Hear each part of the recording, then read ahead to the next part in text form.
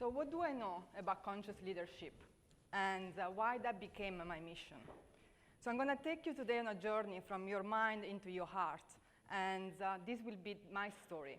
And after that, I will leave you with 4 steps which you can all implement to understand and have a positive impact on your family, on your society, and on your business. So this journey started in 2002 when I left Italy with a clear vision in mind of what I wanted to achieve in my life. So I just finished my study, I studied marketing and business, and I wanted to work for a corporate on an international level. And to do that, I had to leave Italy. You might have understood by now that that's my country from my accent. I don't give that usually away. And in Italy, we don't really speak English, so I had to take the step of leaving my country and take a journey into my career.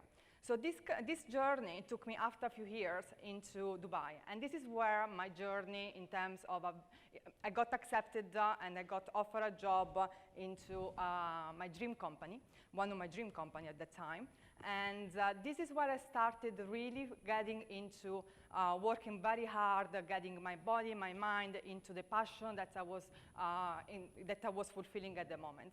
And in a few years, we basically started to win any single award that you can imagine in PR, marketing, and media. I started traveling the world, making the business I was working with one of the fastest growing brands in the Middle East, and being the most awarded for 70 consecutive years. So you might have thought that that's what I wanted to achieve, and that therefore I had basically reached the finishing line. And I was told that happiness will be there at the finishing line. But there was no happiness yet. So I decided to keep going and give harder and harder into the career that I built. Till one day, and this one day was basically, I was stepping out of a stage, I was just being handed over the most successful and the highest recognition I could ever expect from my career. And I got engulfed straight away from so many people. Everybody was excited, there was so much joy, and everybody was celebrating with me. But I soon realized I was not celebrating with them. So I was not celebrating my success. I was not celebrating what I thought was going to give me happiness. And in that moment, I decided that basically I realized that even though I was there to basically be happy of the success, nobody has actually handed over the ticket for that party to me. So what that means that at the moment in time, I should have realized that there was some sign of something wrong in the life that I was conducting. But I decided not to listen to the signs, and I decided to keep going harder and harder into my career. Till one day, I got knocked down by too much overwork, overthinking, overstress. And my body started failing, piece after piece.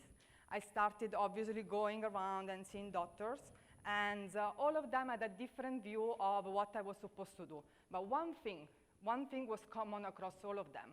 And this one thing was, you need to change your life. You cannot keep living on a chronic stress all the time, because this is the vision and this is what you have decided you're going to do with your life. And obviously, this was not something I wanted to entertain, this kind of conversation. I left Italy, I went into a career, and I'm just building the life I thought I wanted. So what is this nonsense of having to change something in this life? So I kept going till basically the burnout knocked me completely down, and I was almost not able to get out of bed in the morning. So with that in mind, I listened to a very close friend of mine who advised me to travel to India and to try something called Ayurveda, which is a very different way of treating yourself. It's holistic for the ones of you who knows. And it required a minimum of 3 weeks, which was at the time almost impossible for me to think about. The longest period of holidays I ever took was 1 week. So how am I going to take 3 weeks away? But obviously, that was something that I had to do. So I left. And as I get into the airport, I get my luggage, I get to this resort, I put down the luggage, I sit in the lobby, and I wait for the doctor. So the first feedback the doctor gives me is basically a green rope which I'm gonna be wearing during this day. And obviously for Italian standard, the green group is not exactly what you will consider fashionable. And this is not exactly what I will have been wearing for a holiday.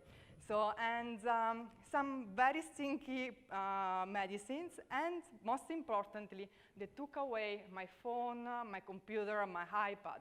So for the first time in my life, I had no way to contact anybody.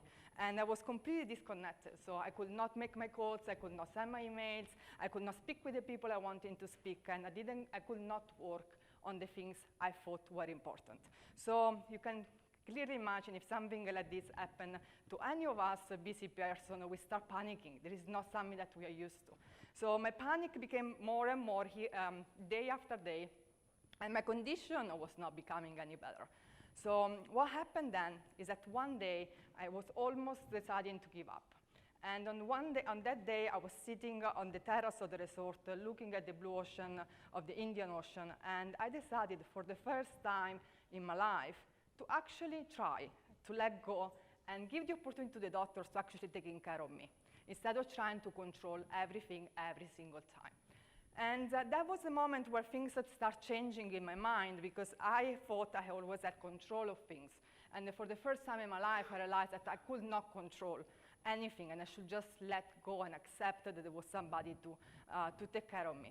So this is when things start changing, and I start going inward, and this was the moment of transformation. So the journey that took me inward, and I realized that in 17 years, I never really questioned the societal and commercial truth of what success meant, of how my life should have been living. So, and now for the first time, I'm actually reframing that understanding with something that comes from within, and not something that society or family or culture has taught me.